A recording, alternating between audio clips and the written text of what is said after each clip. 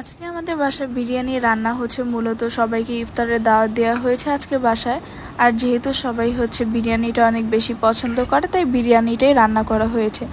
আর এর আগে আমি আপনাদেরকে একটা ভিডিও শেয়ার করেছিলাম বিরিয়ানির, তো সেখানে মূলত বিরিয়ানির হাফ রেসিপিটা শেয়ার করা হয়েছিল। তো আজকে আপনাদের সাথে ফুল রেসিপিটাই শেয়ার করব বিরিয়ানির, দেখতে থাকুন। তো শুরুতেই আম্মু এখানে গরুর মাংসের সাথে প্রয়োজন মতো পেঁয়াজ দিয়ে নিয়েছে আর তার সাথে তেল দিয়ে নিচ্ছে। তারপর এটার সাথে লবণ দিয়ে নিবে। আর মূলত আম্মু হচ্ছে আগেই সব মশলা একসাথে অ্যাড করে দেন এটাকে চুলায় বসাবে। তো এই জন্য আগে সব কিছু দিয়ে নিচ্ছে একসাথে। তারপর এখন ধনিয়া গুঁড়া দিবে আর সব কিছুই হচ্ছে পরিমাণ অনুযায়ী দিবে। এরপরে গুঁড়ামরিচ, আদা, রসুন দিয়ে দিবে।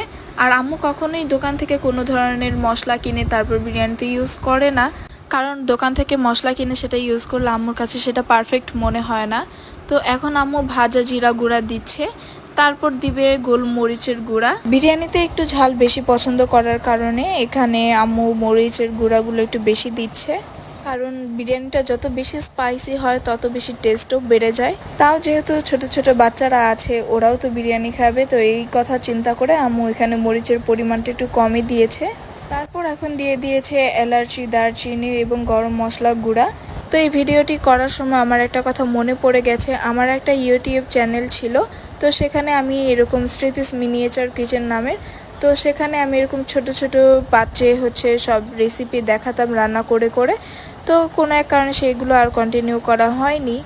যাই হোক, এখন আম্মু পর্যাপ্ত পরিমাণ আদা, রসুন আর তেজপাতা দিয়ে নিচ্ছে আর তার সাথে টক দই দিচ্ছে। আর টক দই দেওয়ার সময় এর সাথে সামান্য পরিমাণে দুধ দিয়ে নিয়েছে। আর এখন দিচ্ছে এর সাথে কয়েক ধরনের বাদাম বাটা। তারপর এখানে সব ধরনের উপকরণ হয়ে গেলে এখন এটাকে ভালো করে মেখে নিতে হবে। তারপর এটাকে ভালো করে মাখা হয়ে গেলে তারপর চুলায় বসিয়ে দিতে হবে। এবার আলু বাখারা আর একটু সস দিতে হবে এর সাথে। তারপর মাংসটাকে ভালো করে জাল দিয়ে সিদ্ধ করে নিতে হবে যেন কোনো ধরনের কাঁচা না থাকে।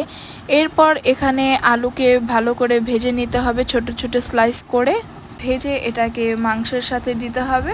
আর আলুগুলোকে ভাজার সময় পুরো সিদ্ধ করা যাবে না, এতে করে আলু দেখা যাবে গলে যাবে। তো এই জন্য এগুলোকে আধা কাঁচা করে ভেজে নিতে হবে।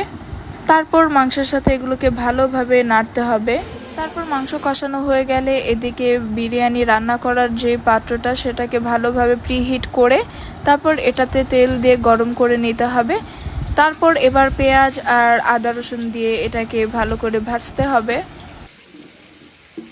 এবার পোলার চালটাকে ভালো করে ধুয়ে এর সাথে তেজপাতা, এলাচি, দারচিনি, কিশমিশ, গরম মশলা এগুলো দিয়ে নিচ্ছে। তারপর এগুলোকে একসাথে সেই কড়াইয়ে ঢেলে দিবে। ঢেলে এবার ভালোভাবে এগুলোকে ভেজে নিতে হবে। আর ভাজার সময় খেয়াল রাখতে হবে যেন নিচে কোনোভাবে লেগে না যায়। তারপর ভালোভাবে একটু ভাজা হয়ে গেলে এটার সাথে দুধ আর গরম পানি দিতে হবে। আর গরম পানি আর দুধ দিয়ে এটাকে ভালো করে সিদ্ধ করে নিতে হবে। ভালো করে সিদ্ধ করে নেওয়ার কারণ হচ্ছে অনেক সময় বিরিয়ানি বা পোলার চালটা দেখা যায় যে আধ কাঁচা থেকে যায়, তো যার কারণে খেতে ভালোও লাগে না। তো এই জন্য ভালো করে সিদ্ধ করে নিতে হবে। তারপর অল্প একটু সিদ্ধ হয়ে গেলে এর সাথে কাঁচামরিচ দিতে হবে। এরপর যতক্ষণ না পর্যন্ত পানিটা শুকিয়ে না যায় এবং চালটা সিদ্ধ না হয় ততক্ষণ পর্যন্ত এটা ঢেকে রাখতে হবে। তারপর সিদ্ধ হয়ে গেলে আগে থেকে কষিয়ে রাখা মাংসটাকে এই চালের সাথে দিয়ে ভালোভাবে নেড়ে একদম মিশিয়ে নিতে হবে। তারপর এটার সাথে একটু কেওড়ার জল দিয়ে নিতে হবে। আর কেওড়ার জলটা দিয়ে এটাকে ভালোভাবে আবারও মিশিয়ে নিতে হবে। আর মেশানো হয়ে গেলে এবার আমাদের বিরিয়ানিটা রেডি হয়ে গেছে। তো দেখতে পাচ্ছেন বিরিয়ানিটা কি পরিমাণ লোভনীয় আর সুন্দর লাগছে। তো আপনারা কমেন্ট বক্সে অবশ্যই কমেন্ট করে জানাবেন ভিডিওটি কেমন লেগেছে। আল্লাহ হাফেজ।